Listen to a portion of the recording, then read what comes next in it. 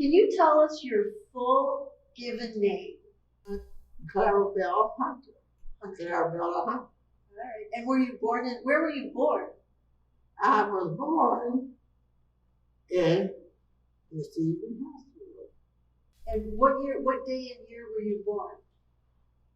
I was born October 21st, 1921. So how old are you now? I'm 100 years and 4 months old, going on 5. Wow. I'm the youngest of 6. Youngest of 6. And where did your mom and dad come from? Are they from My Detroit? mother was born in Alabama, and my dad was born in Waco, Texas. Wow. And he went to Alabama working on the railroads, and most of them had, work country working on the railroad. Yeah. And he met my mother, he met her there. And he stayed there and worked on the farm. And he got him and the owner of the farm got into it, and he beat the farm up, and he left there running. He better, yeah. And everything. So did he the farm, run past, right, I'm finished telling you. Okay. Yeah, he run past the house and Howard married. And she come out and he said, I'm gonna let you know where I'm gonna land at. I'll send for you. And he did. Wow. He landed in Detroit. That's where he landed. So And the went to farmer. work for Ford Motor Company when he was just beginning to start. All right, so where did you go to school? The legal school was elementary school, Garfield was Heston, and I graduated from there to go to Cass. So tell us about Cass Tech. For those of people who don't know, Cass Tech is a very special school. It was. Yeah. Why? Tell us why it was special. It was special because it was white. It made me white.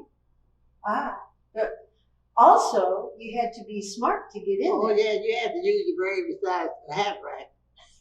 You left Cass to go work at Briggs, and this was during World War II when they needed people, especially women, to work in the factories. And so, what made you think that you wanted to go work in the factories? You remember when we went with that group when we went together, and then you come and ask me about stand around me and say, what did you go to work in the factory for? What did I say? I said financial. And the whole place cracked up laughing. What did she say? Financial. Yeah. It's a lot of money. Okay.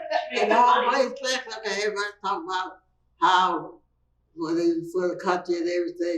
She got to be, what you gonna work like that thing? Financial, everybody cracking up laughing. And I told the truth. You want to be a refugee, you have to go ahead, sign and get your gun. Because you couldn't just grab any gun, because gun was over there like this. And everything. Yeah, that was it. It's heavy. It's heavy, That's Clara. Yeah, I know it is. Recognize that? No, that goes like this. But then the other, I think the wires, that's heavy too. That's like both of them. Her was hands heavy. are still strong. See, they had the pneumatic Yeah, they had to. wires, and then the riveter went, and the bucker was holding this. Yeah. Yeah, on the other So side. you can put this back, because I held it there, and I ain't held it. You be doing like this. You do it about 3 times, and you did it 4 times, you go through the wing. Because that's a heavy gun. And everything. And you can only pull it back so far and do so many things. And if you keep pulling it back, you might hit somebody on the other side. And the bucker, this was the bucker holding this, so that it would get flat. The wing would be flat. And the metal was between, Yeah, so you couldn't very see each smooth, other. just like this. I couldn't see each other because you're working on the piece of metal.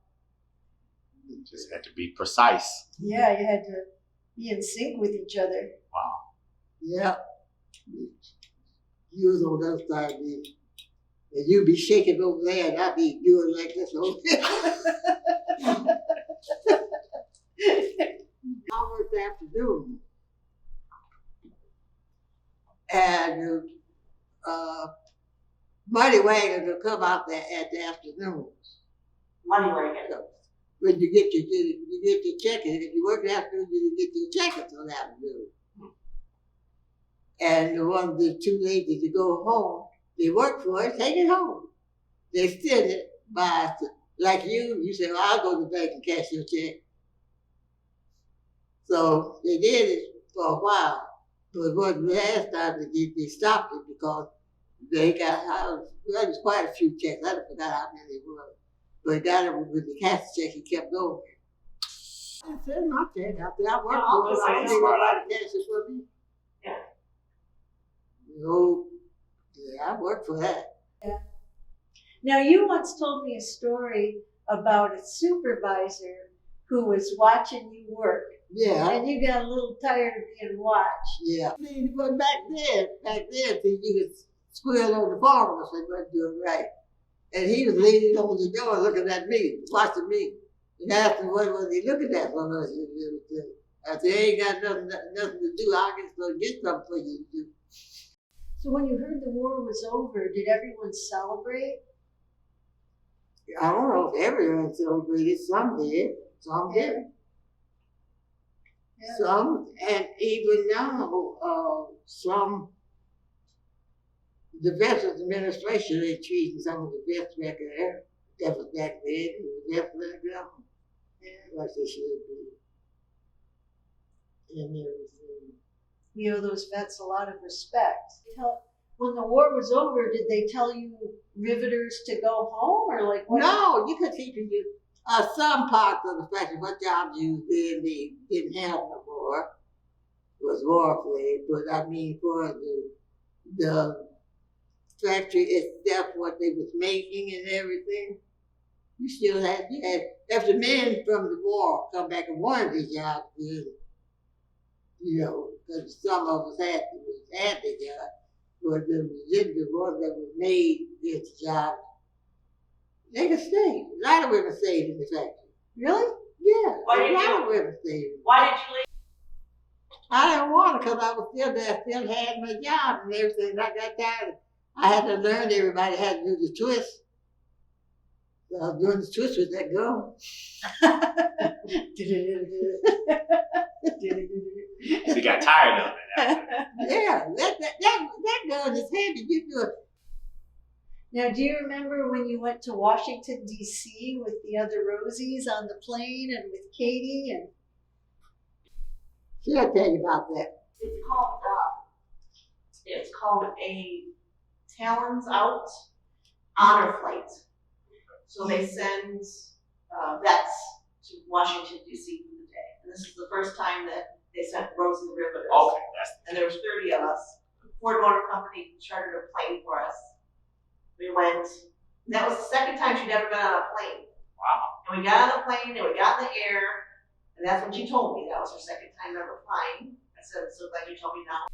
When we got off the plane in Dulles, we got off the plane at Dulles Airport, and it must have been 300 people there to welcome us with flags and little children, and people were singing and music and swing dancers, and orchestras, So we went to and veterans and service people and people dressed up in 1940s costume and Girl Scouts. We went to the Capitol, we went to the Library of Congress, we went to the Capitol, we went to Arlington. Yeah. It was amazing. It was very emotional. Oh yeah. I kept crying and you kept yelling at me, but I just couldn't help it.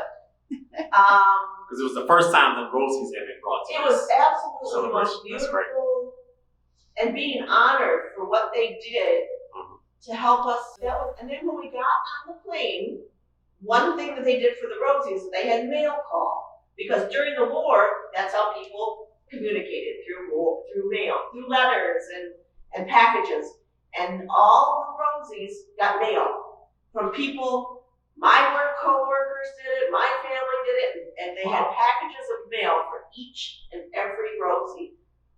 So on the flight home, They, in the quiet of the dark plane, they opened and read their mail. Tell them about when I went on the helicopter. Went out to Willow Run, and they were giving helicopter rides. And I said to Clara, do you want to go? And she said, you have to go with me. I said, I will not go. But do you want to go? So she said, okay. So I get her out on the tarmac, and we get her into, and the pilot said, I want her by myself. So they go up, and they're up for a while, and then they were gone for a while. They were gone. And finally they came back, and everyone was looking, and people were teary-eyed, knew who you were and what you had done for us. And the pilot said that the reason they were gone so long was he radioed the tower and said, I have an original Rosie in my helicopter. And the tower said, so go around twice so we can salute her. So Clara, so many people look at you and think, thank you. When people look at you, Clara, that's what they want to say, thank you. You're 100 years old and 4 months. And 4 months. And you have and you're still here and you're still with it. And you have nothing but nice things to say to people. And you've been through crap throughout your life like we all have. You don't ever talk about it, and that's okay. And you say, you know what? We all had stuff, didn't we? We all get through it. But who do you always look for? You look to God, don't you? You ask God for strength every day, and He gives it to you. As a Rosie the Riveter, you're an inspiration to women and girls because you guys opened the door and you showed everybody that as women, we can do it. Yeah. So what would you like to say to the young women and girls of today? Yeah, right there. Yeah? Yeah. Do you have any advice for them or anything you'd like to tell them? Don't give up the ship. If it's worthwhile. Not some junk. Don't give up the ship. You might give out, but don't give up. Don't give up. Don't give up.